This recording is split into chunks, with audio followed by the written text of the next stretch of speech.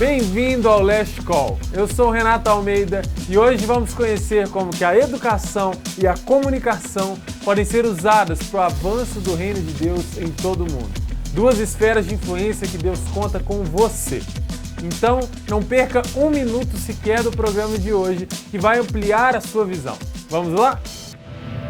A igreja tem expandido muito e você tem uma visão também para o ensino muito forte no nível universitário. Talvez existem países que já têm todos os níveis de ensino, como o ensino com princípios, que seria talvez aí um ideal para que estivéssemos hoje, e cada vez mais acessível, mas como é que veio essa visão? Já existem muitas escolas, não tantas universidades cristãs, talvez, e você viu essa lacuna. Como é que nasceu esse sentimento de poder empreender nesse sentido? De um entendimento. Jesus é o mestre, então ele é o Senhor da educação. Ele é o Senhor da economia, ele é o dono do ouro e da prata. Ele é o Rei dos Reis, Senhor dos Senhores. Então ele é o Senhor da política. Ele também é o Verbo. Ele é a verdade. Então ele é o Senhor da mídia. Ele não é só o Senhor da igreja, ele é Deus. Ele não é só o Senhor da família. E quando a gente entende que o nosso problema passa por duas perspectivas, e isso é mexer num vespeiro, que é, em primeiro lugar, a questão escatológica, já que a gente não tem em mente o futuro, já que o futuro para nós não existe. Nós não temos catedrais culturais. Na antiguidade se construía igrejas, e levavam-se muitos anos para fazer isso. As catedrais eram erigidas pensando num futuro que existia. Hoje a gente não faz nada a longo prazo. As canções que nós cantávamos era Rei dos Reis, Senhor dos Senhores, o Senhor reina. Hoje nós cantamos escapar e fugir. Essa é a nossa ideia, porque nós pensamos como gregos, nós pensamos helenicamente, nós pensamos na forma de que existem dois mundos, um sagrado e um secular. Foi o N.T. Wright que disse que Epicuro inventou a modernidade. Ou seja, Deus, se ele existe, os deuses, se eles existem, eles não interferem. Então, na Revolução Francesa, nós pedimos Deus para sair. Ordenamos que Deus fosse embora do sistema educacional, da política, de todas as esferas da sociedade. Nós abraçamos esse dualismo. Aí vem o Abraham Kuyper, pai do neocalvinismo, que foi primeiro-ministro lá da Holanda, e disse: não existe um centímetro quadrado desse universo que Deus não possa chamar de seu.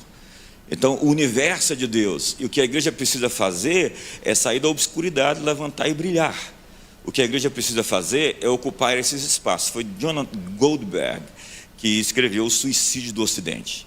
Para ele, o Ocidente está entrando no seu crepúsculo, na sua noite. E por quê?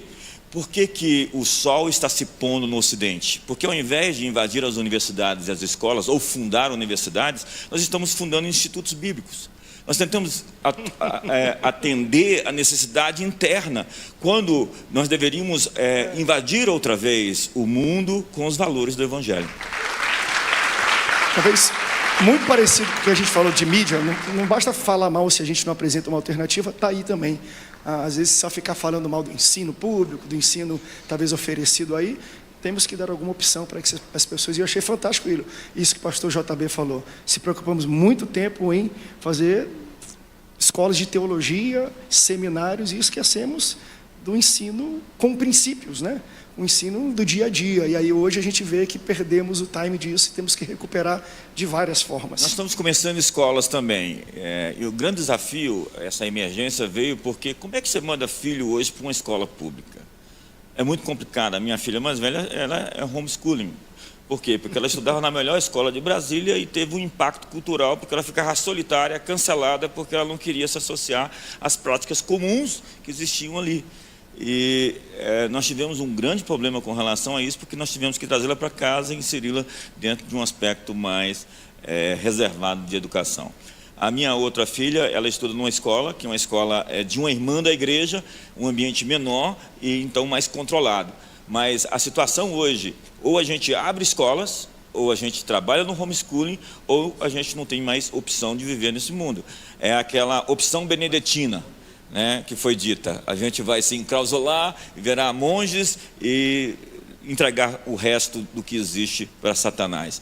Mas essa opção não seria viável para aqueles que acreditam que o Cordeiro vai receber a recompensa dos seus sacrifícios.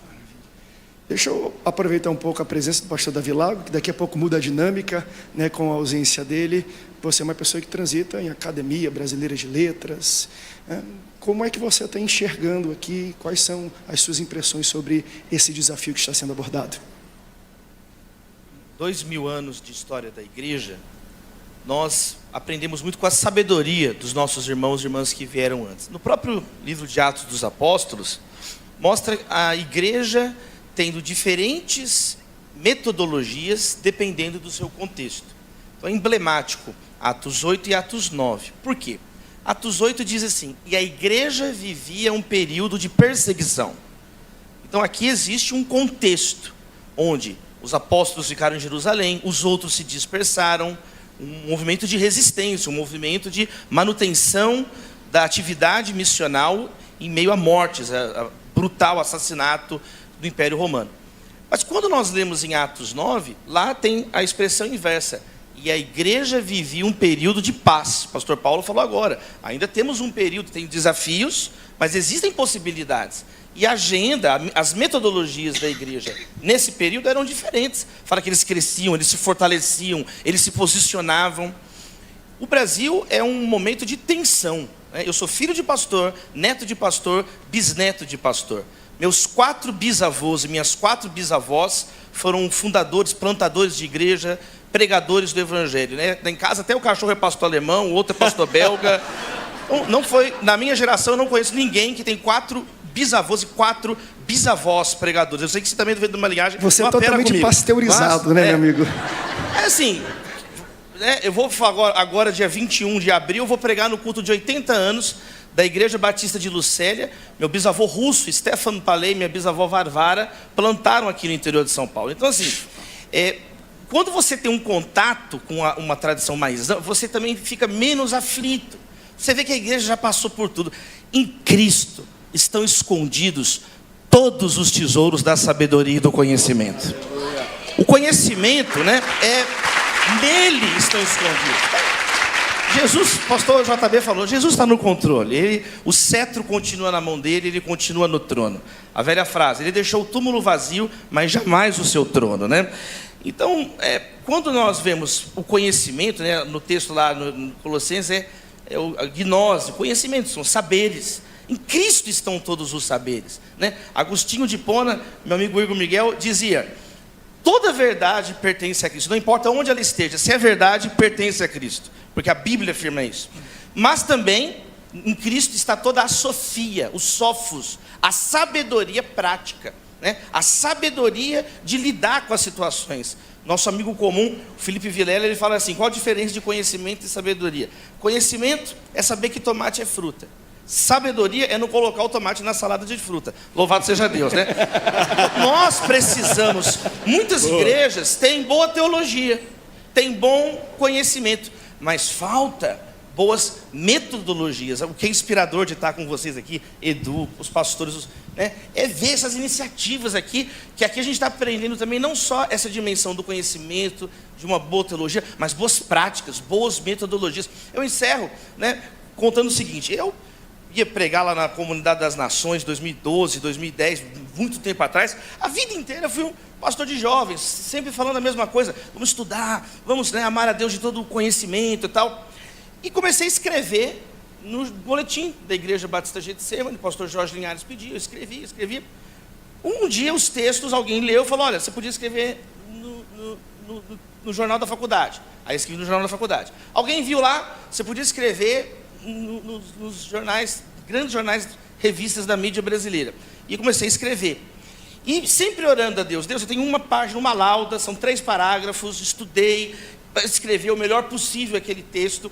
Quando foi agora, alguns anos para trás, esses textos publicados ali, começaram a cair agora nos vestibulares, né? Então, o Nesp aqui em São Paulo, ano passado, caiu uma questão. Era um texto de Michel Foucault, embaixo um texto meu. Nem eu sabia fazer questão, mas o meu texto estava lá. Quer dizer, o que eu quero dizer é o seguinte: nós precisamos pedir isso, pedir o conhecimento, mas pedir a sabedoria prática a Deus. né? De fazer as coisas com excelência. Em Provérbios está escrito isso, está escrito assim, olha, você já viu alguém excelente no que faz? Será promovido ao serviço real, não vai trabalhar para gente obscura. Eu fecho com Paulo, 1 Tessalonicenses 5, 11, 12, ele diz assim, ó, esforcem-se para ter uma vida tranquila, cuidando dos próprios negócios, né, trabalhando com as próprias mãos, a fim de que não dependam de ninguém e andem decentemente aos que são de fora. Tudo que nós estamos falando aqui no mesmo verso, quer dizer, esforçar, trabalhar, ter uma relativa autonomia, mas ao mesmo tempo testemunhar para os que são de fora, né? Ao mesmo tempo que a gente quer autonomia, a gente quer criar essas pontes para comunicar o evangelho, para que o nome do Senhor seja glorificado. André,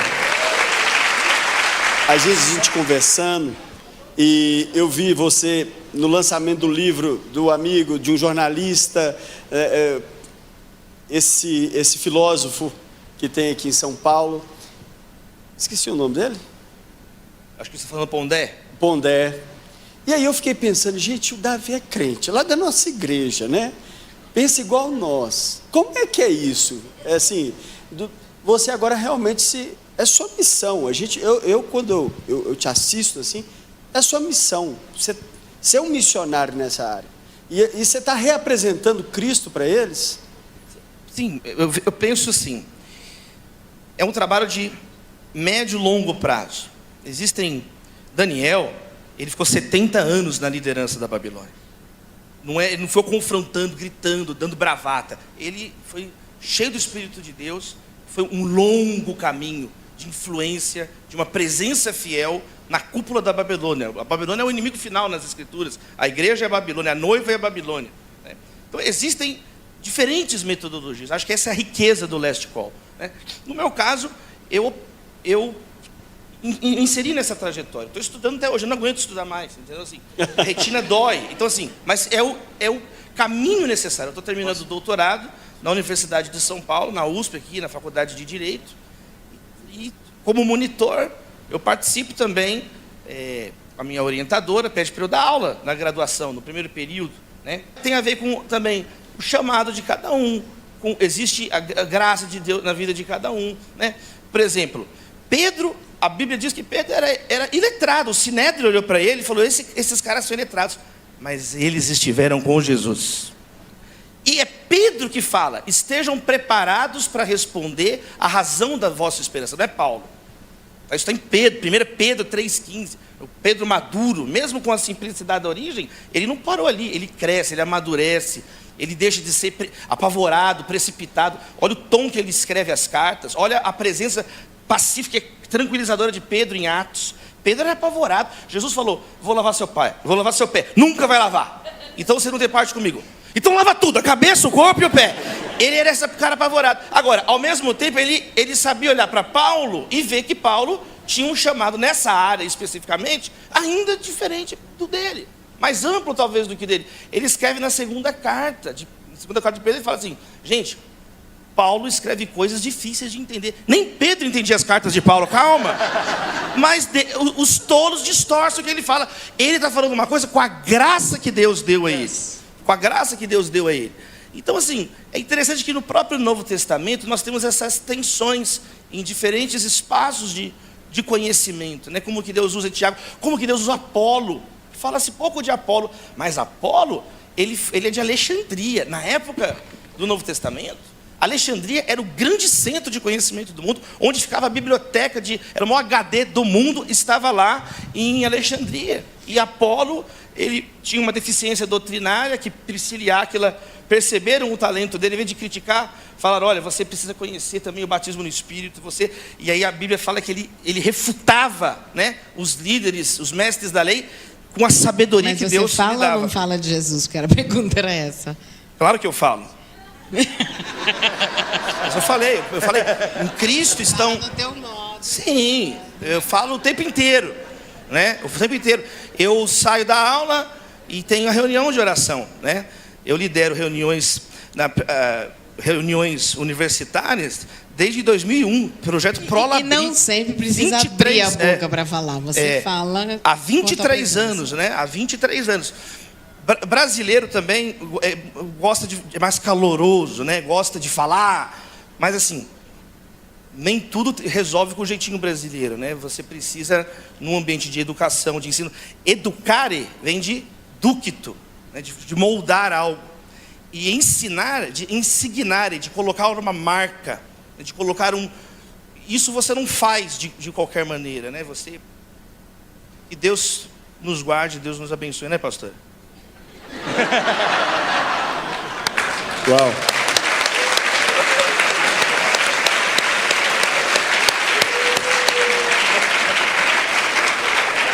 Pastor Paulo, comenta. Eu acho que a gente tem que pousar o papo aqui, descer aqui para o nível do chão um pouquinho. Então, como pastor, o que eu estou percebendo é que nós temos que entender que há um propósito maior na nossa vida. É um propósito maior do que ir para a escola, do que ir trabalhar, do que ir para o shopping, do que comprar um vestido, do que formar em PhD, do que formar em medicina, do que o meu projeto. Há um propósito maior. Mas o meu propósito, Jesus dizia, a minha comida, não é? A minha comida, ele diz, não é a palavra. Ele não diz que a comida é nem o conhecimento, nem a palavra. Ele diz, a minha comida é fazer a vontade de Deus. Ele diz isso onde?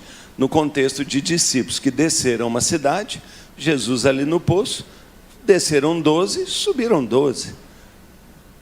E por que eles não trouxeram ninguém? Porque era hora só de comprar comida. A hora era de ir às compras, não era hora de pregar. Mas toda hora era hora de pregar. Uma mulher que nem sabia o nome de Jesus desce correndo e diz, venham ver o homem.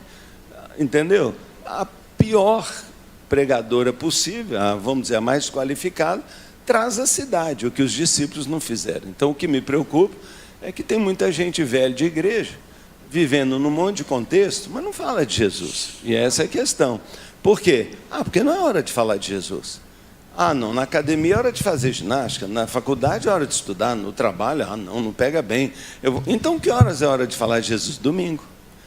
Domingo eu falo Jesus 1 milhão de vezes. Chega segunda, eu submeto demais e vou voltar no domingo de novo. E aí a igreja não salga, não impacta, não muda. Então, o que eu pego aqui é que em todos os contextos que toda essa galera e todo mundo está, nós temos que andar.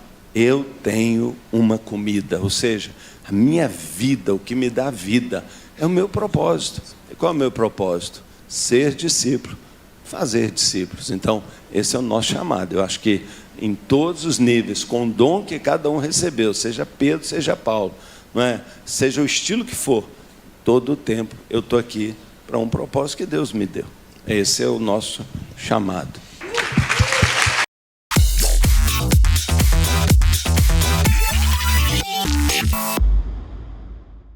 Olá, você que está seguindo o Last Call e está recebendo a direção de Deus para servi-lo de alguma maneira.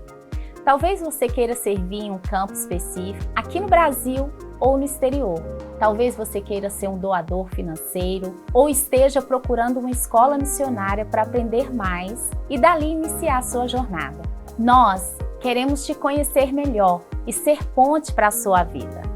Acesse o nosso QR Code abaixo e vamos indicar as melhores opções, parcerias com igrejas e ministérios para que você cumpra o seu chamado de acordo com a sua realidade. Que Deus te abençoe.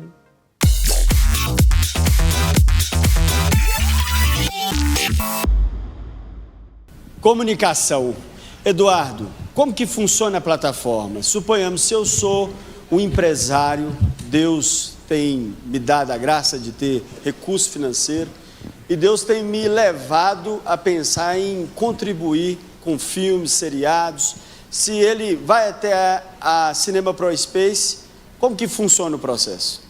Quando Deus me chamou, eu entendi que eu precisava beber na fonte da indústria de referência do mundo, que é a americana. Então, o Cinema Pro Space modelou como que funciona a indústria nos Estados Unidos, e a ideia é exatamente trazer um modelo semelhante para cá, onde você tem produto de qualidade, você tem produtores de qualidade e você tem os financiadores. Então, resumidamente, a gente quer trazer, né, os profissionais, as ideias, os projetos, os conteúdos e expor para investidores. Então, No Brasil você tem as verbas de incentivo público, então tem dinheiro aí para ser ocupado, né, para ser conquistado, mas também hoje a gente vê aí exemplo da The Angel, né, com o The Chosen, modelo de negócio rentável. Então, olhando para a indústria, a gente exatamente está oferecendo várias possibilidades, né? Então, por exemplo, a gente tem um projeto novo chamado, já nasce, né, dentro desse conceito aí, trazendo, por exemplo, o Miguel como parceiro, o Igor da 360, que é o cara que representa... Vai estar aqui com a gente. Vai estar com a gente, representa a The Angel no Brasil. O Igor é um cara que trouxe todo o conteúdo da Sony, que investe em conteúdo cristão para o Brasil. Então, gente de peso, né, dentro desse ecossistema para oferecer aí produto de qualidade. Mas para responder a última parte da sua pergunta aí, né, como fazer isso? Então, a gente entende que precisa profissionalizar, precisa ter gente, massa, né, para começar a produzir. E aí o empresário ele pode investir parte do lucro, e aí nós estamos falando de renúncia fiscal, então a gente tem um time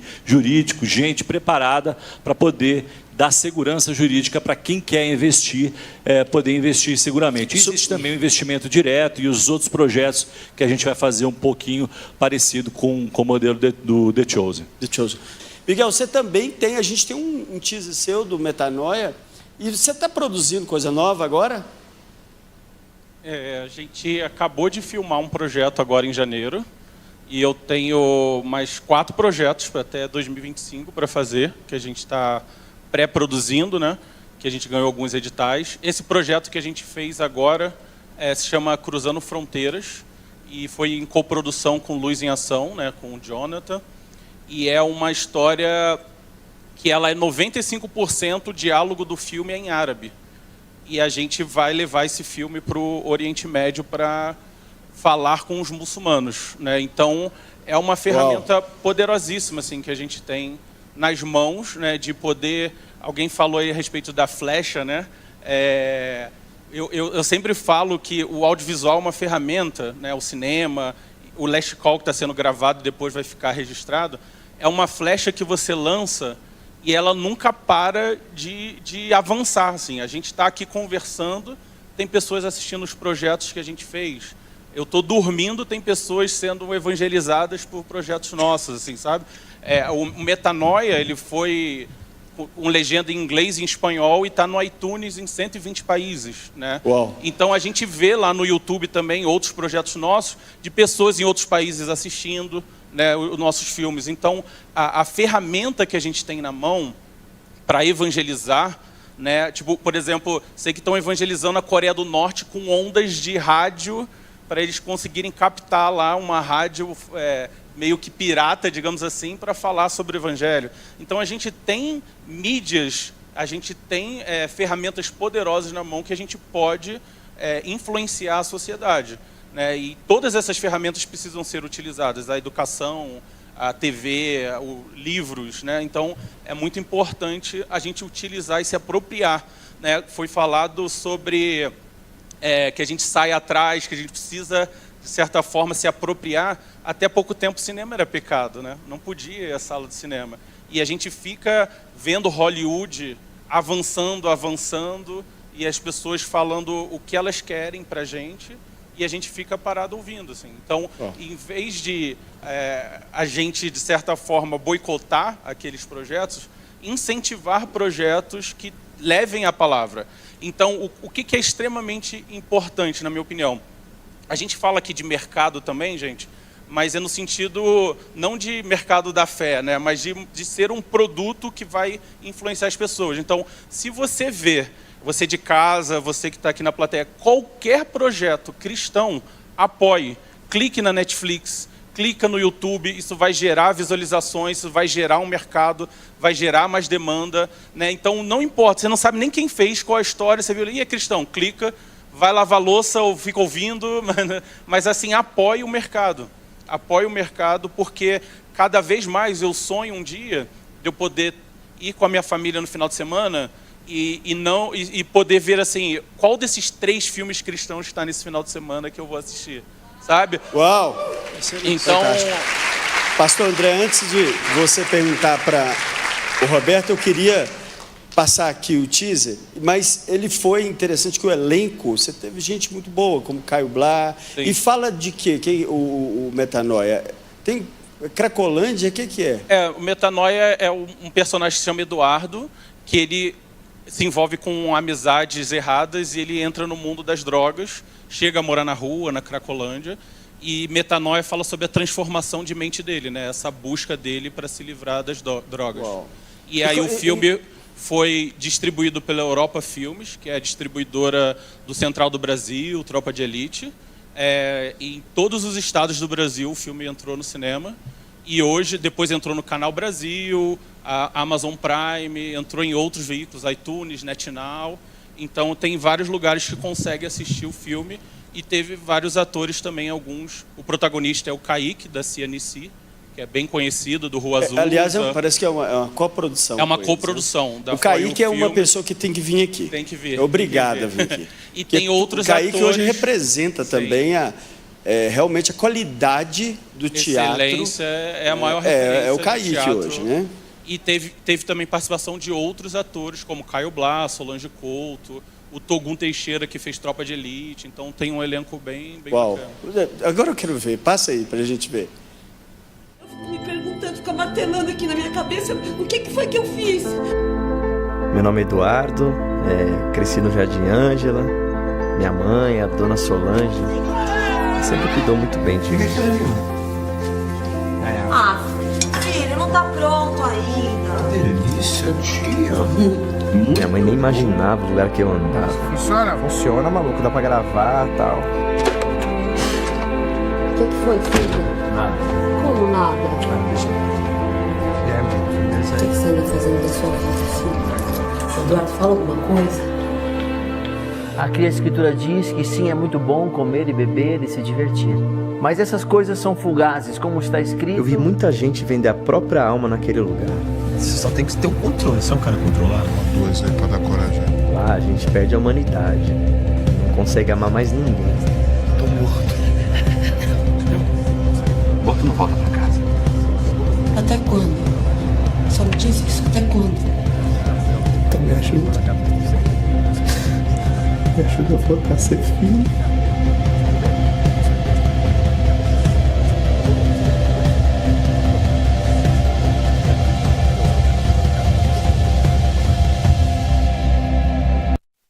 Uau, é demais. Eu sei que você está impactado com tanta informação nova, não é mesmo? Olha, nós queremos te ajudar a avançar na sua jornada missionária. Então, agora é a hora do Last Call Indica. Você tem entre 18 e 35 anos e deseja dedicar um ano missionário servindo em escolas de países como Inglaterra, África do Sul, Alemanha e Irlanda? Então, você precisa conhecer o PACE Movement, um ministério de missões estudantis e com um detalhe, totalmente gratuito. Tá interessado? Segue o nosso QR Code e fale diretamente com a equipe do PACE Brasil. Você é um empresário cristão e deseja se conectar com outros empresários que desejam usar seus negócios como estratégia de fazer a obra de Deus? Então você precisa conhecer a rede de empresários Tela. Lá você terá reuniões mensais, networking, capacitação para fazer negócios segundo os princípios do Evangelho. Eu quero te indicar o livro Vocação, um livro fundamental para quem deseja alinhar a fé e trabalho. O autor Daryl Miller mostra como usar a sua vocação para ser sal e luz na terra. Olha, não perca tempo. Se Deus te chamou, Ele também irá te enviar para a transformação de vidas de uma forma prática, usando os seus dons e talentos que Ele mesmo te deu. Nós te mostramos o caminho, agora é a sua vez de ir além. E por falar em ir, eu vou ficando por aqui. Mas você, segue a gente nas redes sociais, compartilha esse conteúdo com o máximo de pessoas que você conhece. Obrigado por estar aqui conosco e a gente se vê na próxima semana. Tchau, tchau!